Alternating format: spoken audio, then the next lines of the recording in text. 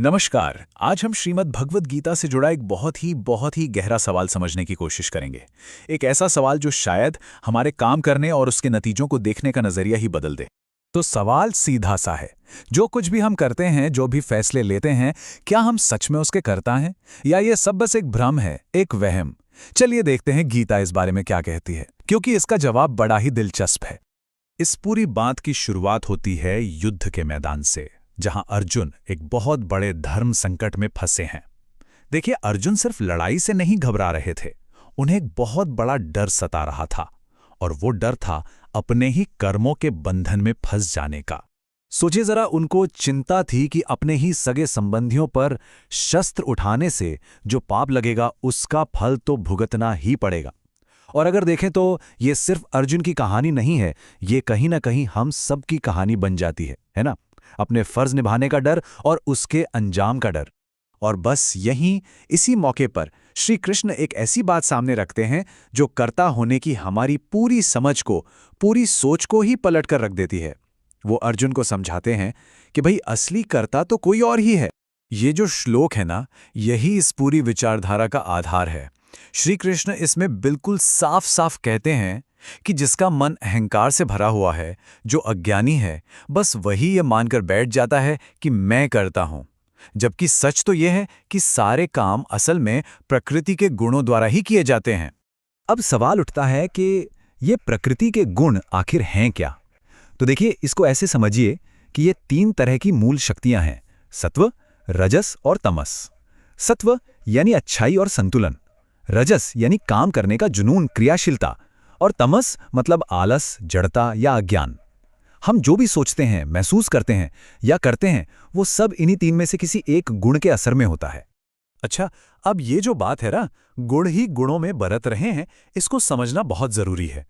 देखिए, जो ज्ञानी है वो ये साफ साफ देख पाता है कि मैं कुछ नहीं कर रहा, ये तो बस प्रकृति के गुणों का आपस में लेन देन है, एक खेल है। एक उदाहरण से समझिए, हमारी आंखें जो प्रकृति का ही एक हिस्सा है, वो एक सुंदर नज़ारे को देखती हैं जो खुद प्रकृति का ही हिस्सा है। तो इसमें मैं कहां से आया? ये तो बस गुणों का गुणों के साथ एक संपर्क हुआ। हमारी जो असली पहचान है, हमारी आत्मा, वो तो इन सबसे परे, बिल्कुल शांत, एक साक्षी की तरह है। तो मतलब असली प्रॉब्लम हमारे काम में नहीं है, प्रॉब्लम है ये काम मैंने किया है वाले अभिमान में। इसी को कहते हैं कर्तृत्व अभिमान। यही वो अहंकार है जो हमें कर्मों के बंधन में जकड़ता है। चलिए इसको एक बहुत अच्छे उदाहरण से समझते हैं। यहां 2 स्थितियां हैं। एक तरफ कोई इंसान है जो गुस्से में आकर किसी की हत्या कर देता है। वो ये काम मैंने इसे मारा इस भाव के साथ करता है। ये जो मैं का भाव है, ये अहंकार है, और यही उसे अपराध बोध और कर्म बंधन में फंसा देता है। अब दूसरी तरफ देखिए, एक जल्लाद जो अदालत के आदेश पर किसी को फांसी देता है। वो इसे अपना व्यक्तिगत काम नहीं बल्कि अपना कर्तव्य मानकर कर रहा है। इसलिए वो उस मानसिक बोझ से आजाद रहता है।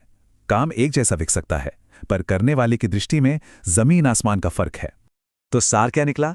सार ये है कि हमें कर्म नहीं छोड़ना है, काम नहीं छोड़ना है, हमें सिर्फ खुद को कर्ता मानने का ये जो अभिमान है, इसे छोड़ना है।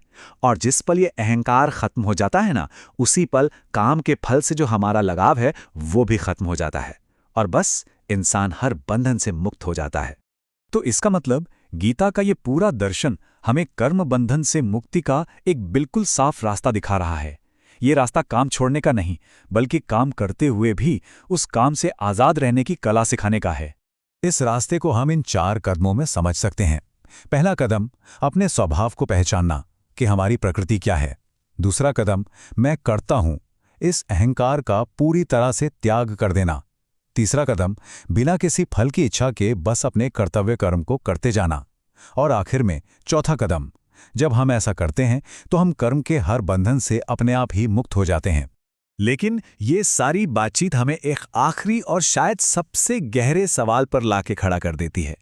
अगर हम अपने कर्मों के असली कर्ता हैं ही नहीं, तो फिर हमारी जिंदगी, हमारे जीवन के जो भी परिणाम हैं, उनका दायित्व किसका है? ये जिम्मेदारी किसकी है? इस सवाल पर विचार जरूर कीजिएगा।